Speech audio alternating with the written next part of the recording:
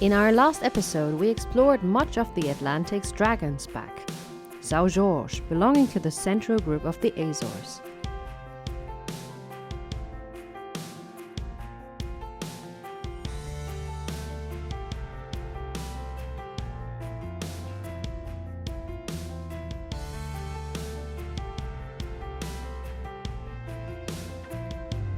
We couldn't leave this lovely island to continue sailing to the little neighbor island Graciosa without doing one of the most famous hikes in the Azores archipelago. From the Serra do Topo, passing the Faja de Caldeira de Santo Cristo, to end up at the Faja dos Cubres.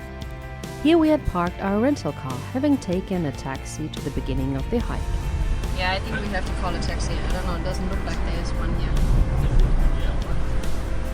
Or hitchhiking. But didn't you said it's... So is this a hiking trail then?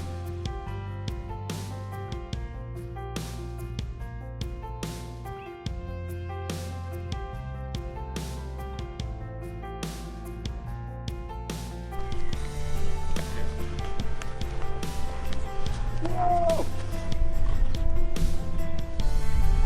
Wow!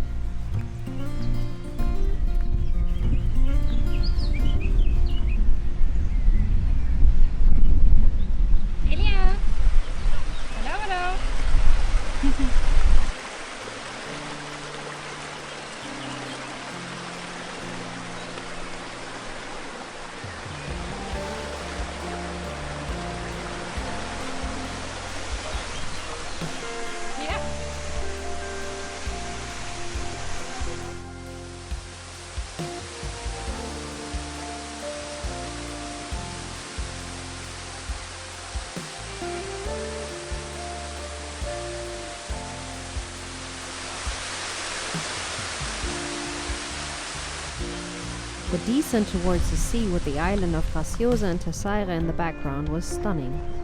Green slopes of full vegetation populated by cows, waterfalls and streams, all within 700 meters until you get a glimpse of the Faja de Caldeira de Santo Cristo.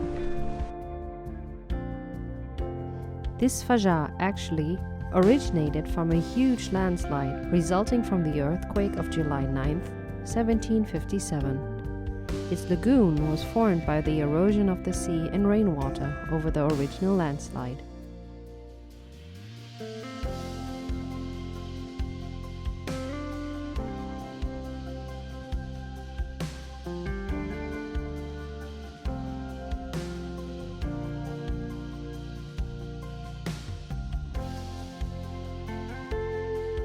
A unique and tasty species of the Azores archipelago exists here. The immersion, also known as Venus shells, Venusmuscheln in German.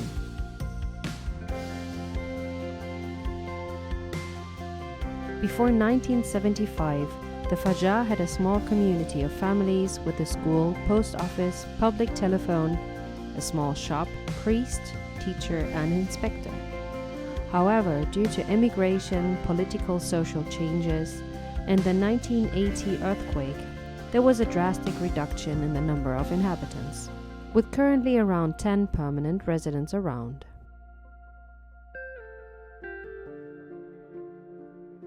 We sat down to absorb the magic of this place, our senses fully awake. The sound and smell of the sea,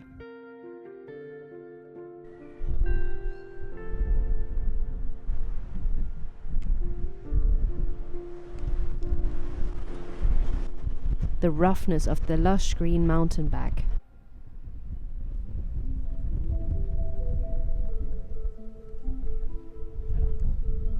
No,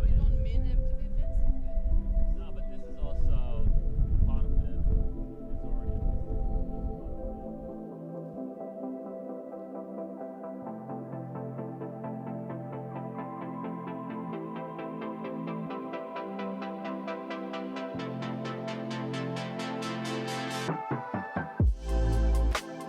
This hike was one of the most beautiful of all we had done so far.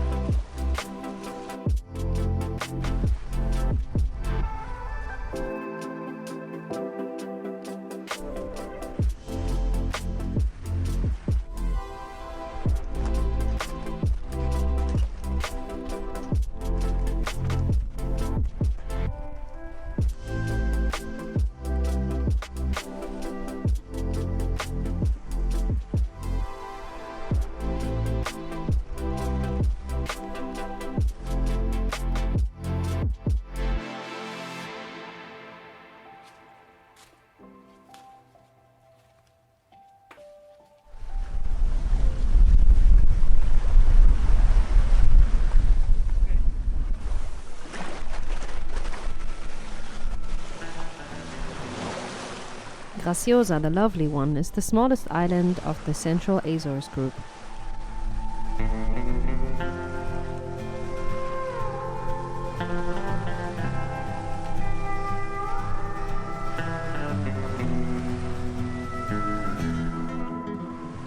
It differs from the other islands in the archipelago in many ways. It's tranquil here. Unlike on other islands, the interior is populated, as it is not too mountainous. Only 5% of the island's surface is found at an altitude above 300 meters. On São Jorge, it was over 70%, explaining why most villages are to be found on the coast, as on Faja as well.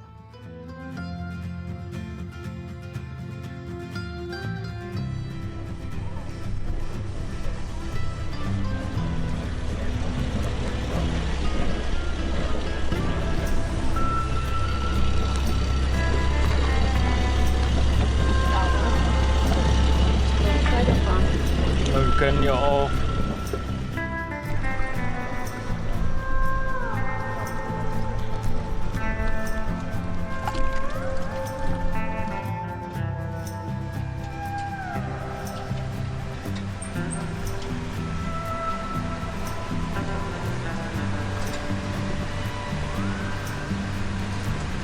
Wir kriegen relativ viel. Kilo Thunfisch wird, habe ich gesehen, auf der Preisliste für 8 € eingekauft. Ist das viel? Schon relativ viel, finde ich. Ich weiß, dass von Danny weiß ich, dass ein Kilo Dorsch so bei knapp 2 € liegt.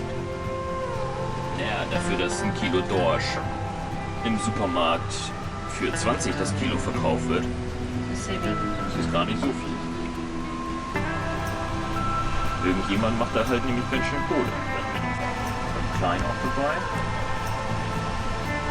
Aus der Erde so Doraden.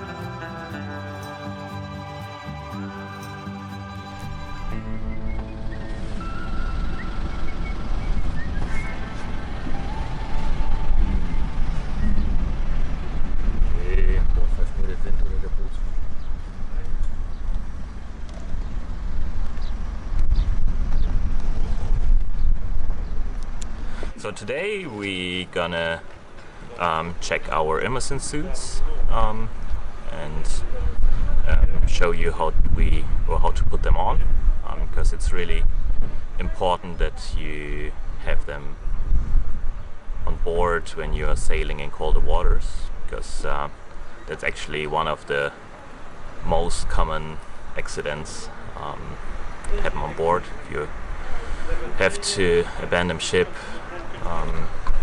in cold waters, that you put on one of these ones. So we have two of them on board. We're gonna try them out and show you how to put them on. First of all, maybe I show you how to maintain one of these ones if you considering having an immersion suit on board. So there's not much maintenance needed for these ones.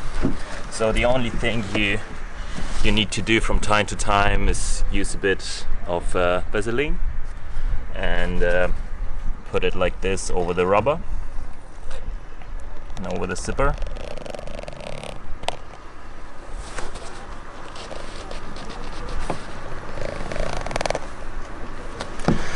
And then close and open it.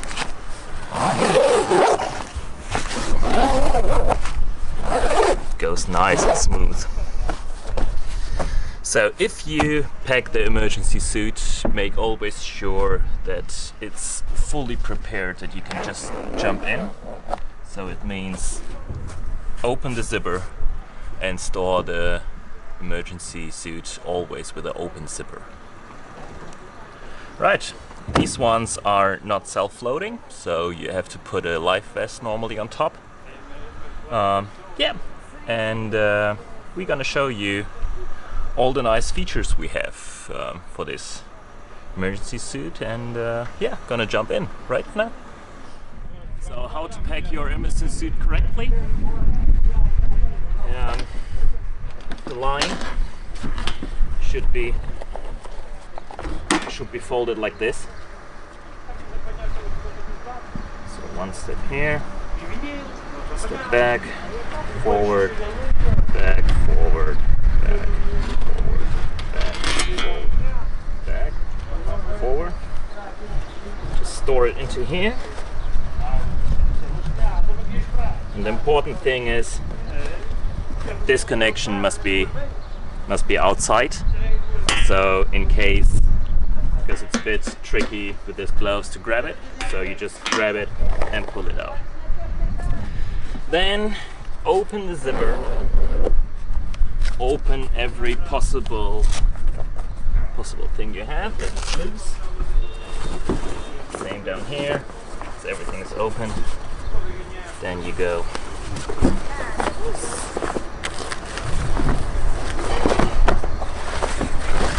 turn around. This,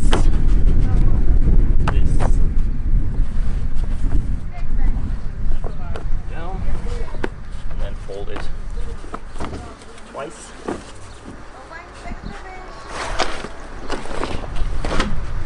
And it goes into the back.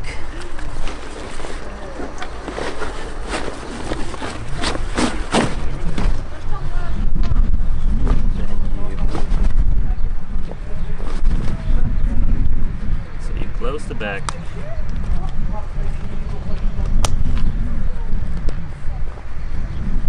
And then in case of an emergency, just grab that one very quickly. From here underneath you have one of these ones and go like, and here it goes out. 1, 2, 3.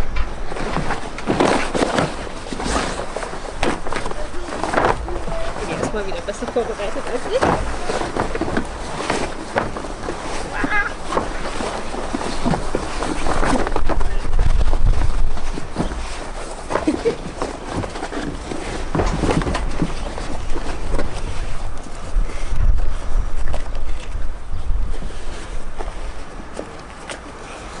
Boah, ich kriege die Kapuze so gar nicht mehr über, ey.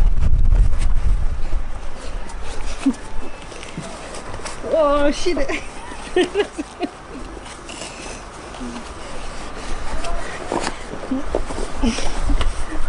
Warum kriegst du da die Kapuze auf?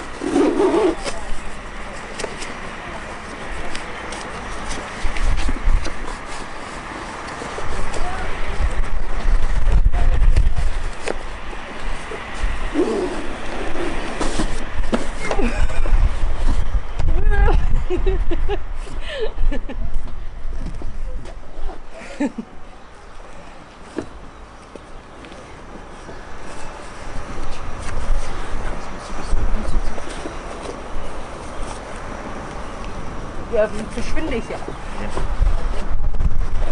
Good. So, here we in, and you have here a lifeline. So once you are in the water, you connect each other with this lifeline. Goes over here, and then you have a connection point, and then you have a connection point over here. So you secure yourself that you're not floating apart, and then the rescue team can easily pick you up.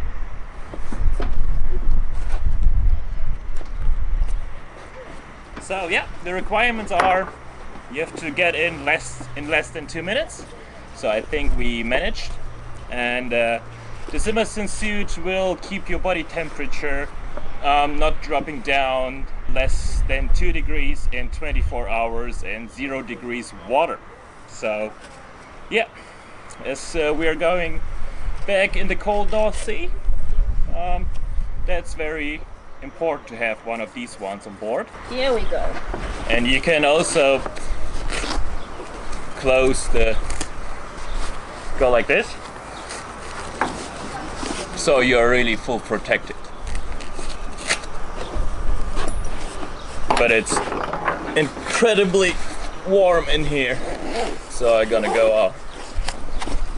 Hopefully it will never happen, but it's better to be prepared than not.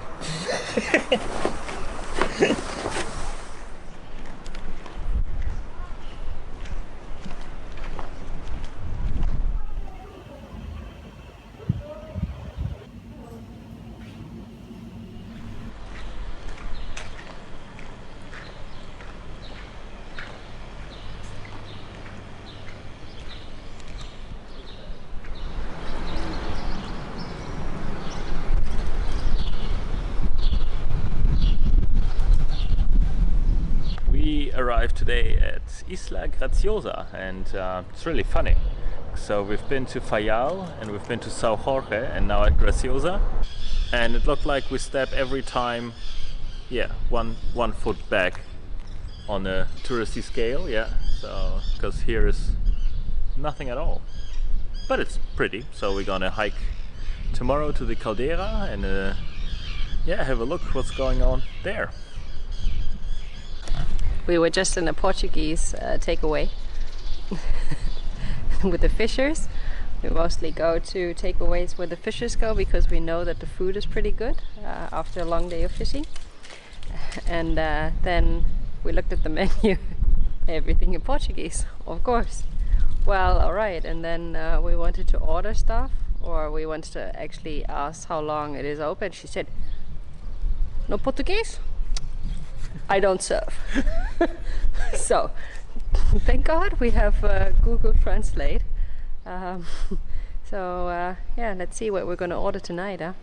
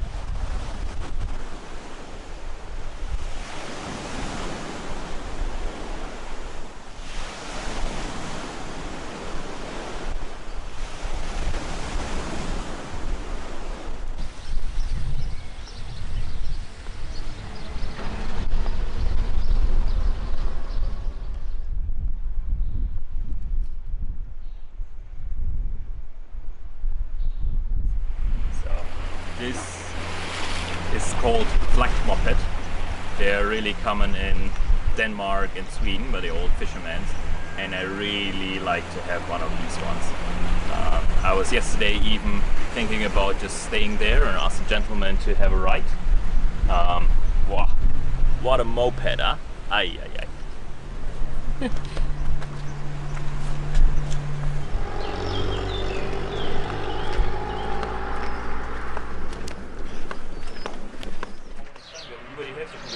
Yeah? Yeah. Good?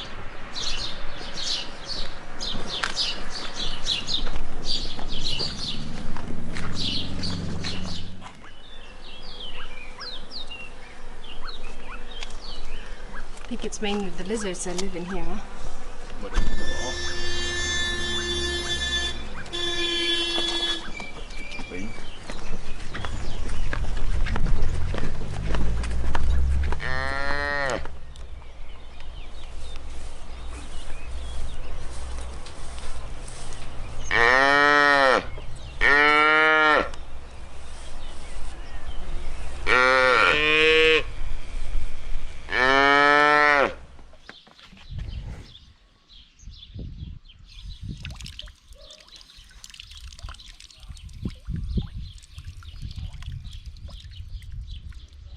Bisschen chlorhaltig.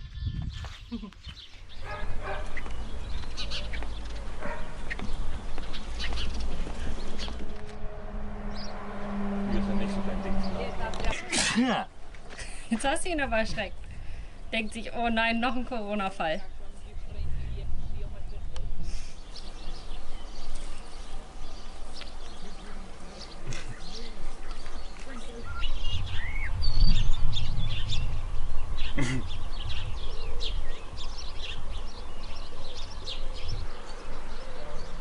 Verrückt, dass der Esel sich mit den Kühen so versteht hier, ne?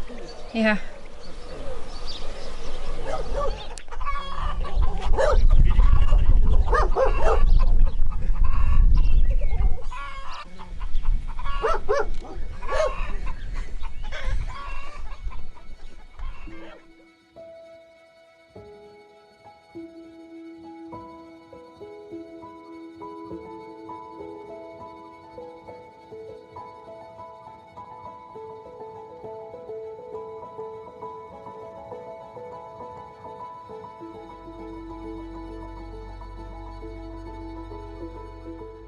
A large caldera occupies the southern part of Graciosa, in the center of which lies the island's attraction, the Faja dos Cubres.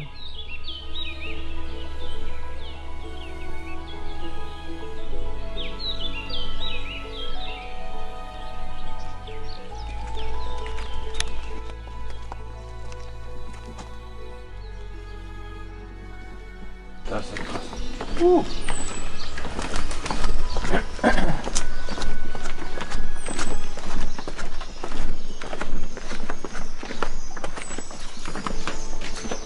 Halleluja.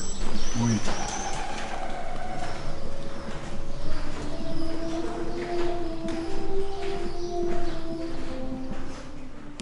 This impressive basaltic lava cave was formed during the final phase of the Hawaiian eruptive episode that signs the last evolution stage of Graciosa's caldera. Descending into the cave was like entering the main chimney of an active volcano.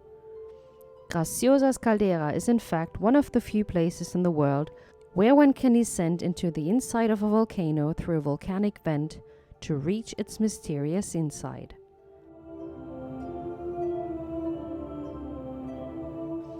The cave has a diameter of approximately 200 meters and a height of around 50 meters. The ground is partially covered by lava blocks fallen from the roof and dips towards the southeast, ending in a freshwater lake that fills the lower part of the cave.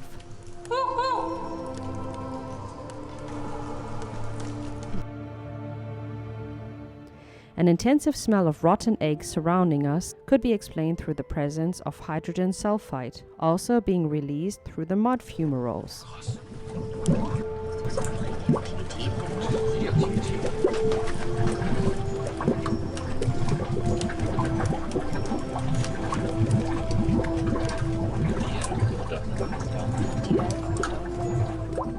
Because CO2 is denser than the atmospheric air, it is preferentially accumulated in the lower part of the cave, frequently reaching lethal concentrations in the lake area. In 2002, a gas monitoring system was installed with warning and alert devices to provide a safe visit to this cave. Thanks for joining us on another Azores adventure. We hope you enjoyed this long episode you had to wait for a little longer than usual this time.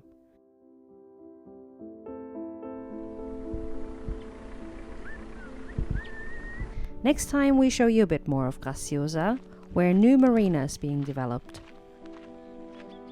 We are here in Santa Cruz on the island Graciosa, and yeah, well, they started to build here a new marina. So you see already the breakwater and some yachts anchoring here inside.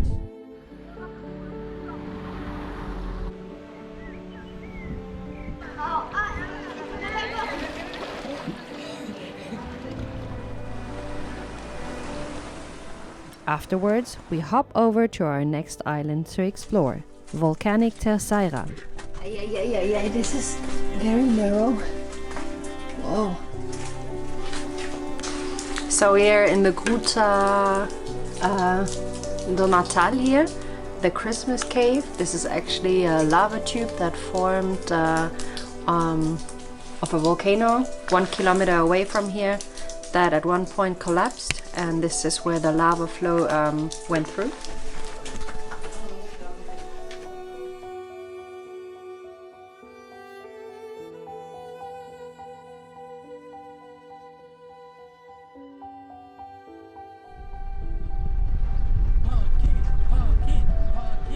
So, after 3 weeks, we finally got our package from Germany. So there's a brand new autopilot inside. We're doing some engine maintenance today, so yeah, it's already overdue to change the fuel filters. We change vehicles for a few days, flying to beautiful and remote Flores, lying on the North American tectonic plate.